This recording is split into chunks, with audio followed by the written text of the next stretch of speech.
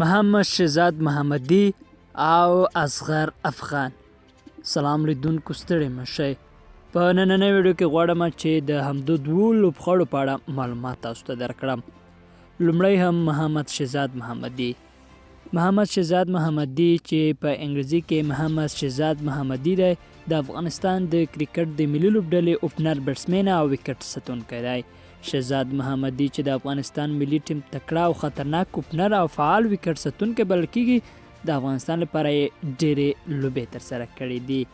محمد شهزاد محمدي د زیږېدو ځای ننګرهار او په افغانستان کې عمر یې 28 کاله دی. 500 ورځو لوبو کې لوبې 65 کړې دي. 2090 منډه لري. لوړترینې منډه په یوه لوبه کې 131 اوسط د منډو 3.0 دی. همدارنګه د شلوریزو په برخه کې 40 لوبې کړي، منډې 1208 دي. لوړترینې منډې په یوه لوبه کې 118 دي، اوسط یې 13 دی.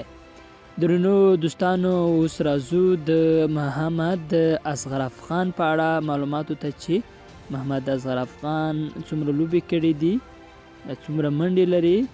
محمد اصغر افغان د افغانستان د کرکټ ملي لوبډلې پخوانی کپتان او ښي لاسی منډه جوړونکی دی. هغه په 1988 میلادي کال د لوګر په ولایت کې زیږېدلی دی. اصغر افغان د اعتماد وړ بیټسمین دی. په دې وروستیو کې په ځانګړي ډول ډېر ښه وځلید. تیر کال په مالیزیا کې 102 منډې په یوه لوبه کې وکړې.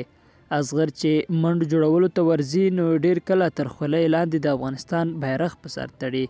اصغر افغان تر اوسه 316 منډې کړې دي. د ده تر ټولو ډېرې منډې 102 دي، اوسط یې 19.8 دی.